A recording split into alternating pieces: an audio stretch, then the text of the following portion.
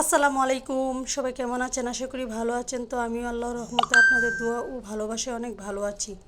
তো কালকে রাতে ডিনারে কি কি দিয়ে ডিনার করেছিলাম সেটা আপনাদের সাথে ছোট্ট করে শেয়ার করছি। খুব সাধারণ একটু রান্না করেছিলাম আর কি। তো যেহেতু ডায়াবেটিসের একটু সমস্যা আছে তাই ভাত খাওয়াটা একদম ঠিক নয়। তারপর অল্প করে 1 কাপ পরিমাণ ভাত নিয়েছি, নিয়ে একটি মাছ ভাজি নিয়েছি, মাছ ভাজির একটি টুকরা নিয়েছি, নিয়ে মরিচ দিয়ে খুব মজা করে খেয়ে নিচ্ছিলাম। মানে মাছ ভাজাটা আমার খুব পছন্দ, মাছ ভাজা মরিচ ভাজা, মানে এটা ছোটোবেলা থেকে আমি পছন্দ করি। এই খাবারটা ঘরে কিছু না থাকলেও আমাকে 1 পিস মাছ আর একটা মরিচ ভাজা দিলে আমি একদম খেয়ে উঠে যাই, কোনো ঝামেলা হয় না আর কি আমার। তো শুকনো খাবারটা খুবই পছন্দ আর কি, একটু ভাজা পোড়াটা।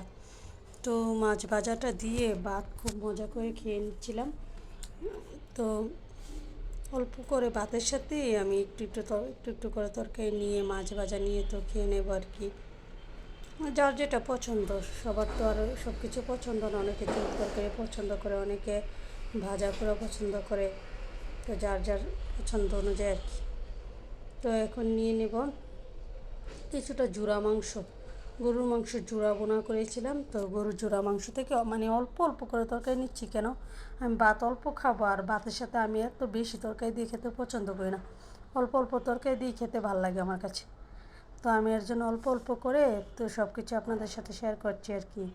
তো জুড়া মাংসটা নিয়ে ভাতের সাথে একদম ডোলে খুব মজা করে খেয়ে নিচ্ছিলাম।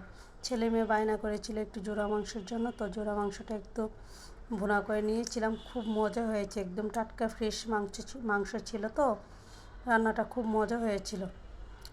তো জোড়া মাংস দিয়ে খুব মজা করে আমি ভাত খেয়ে নিলাম কয়টা। তো এখন নিয়ে নেব একটু মাছ ভুনা করেছিলাম, কাতল মাছ একদম ছোট ছোট টুকরো করে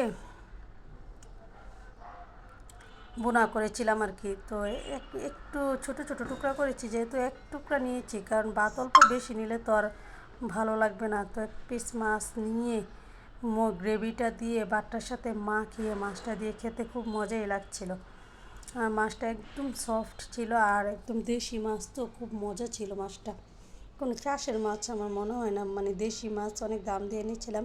মাছটা খুব খেতে স্বাদ ছিল।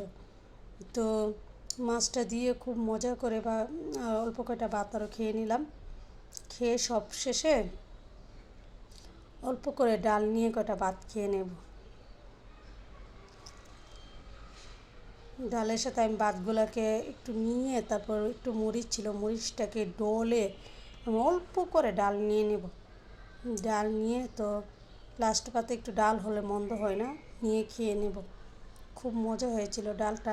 ডাল এমনি তো নর্মালি আমি তেমন খাই না, মাঝে মাঝে একটু মরিচ হলে, লেবু রস হলে ভালো লাগে। তো আমি লেবু নিতে ভুলে গেছিলাম, লেবু তো ছিল করে, খেতে মানে কাটতে ভুলে গেছিলাম, তাই আর খেতে বসে কাটতে উঠিনি আর কি। তো ডালটা দিয়ে তো আমি ভাত খেয়ে সব শেষে একটু মিষ্টি না হলে তো হয় না। তো ভাত খাওয়ার শেষে একটু মিষ্টি মুখ করলে ভালোই লাগে খেতে। তো ডাল দিয়ে ভাতগুলা খেয়ে এখন আমি সামান্য একটু পায়েস নিয়ে নিলাম। একটু আমার মা গ্রাম থেকে দুধ এনেছিল 8 কেজি, তো এখান থেকে আমি 2.5 কেজি দুধ দিয়ে একটু পায়েস রান্না করেছিলাম। তো পায়েসটা খুব মজা করে খেয়ে নিচ্ছিলাম। যেহেতু ডায়াবেটিস আছে তাই অল্প করে চিনি দিয়ে পায়েসটা রান্না করেছিলাম। তো আমার ভিডিও ভালো লাগলে লাইক কমেন্ট শেয়ার দিয়ে পাশে থাকবেন, আর আমার জন্য সবাই দোয়া করবেন। তো খেতে খেতে আমি আমার ভিডিও শেষ করে নিচ্ছি। আল্লাহ হাফিজ, আসসালামু আলাইকুম।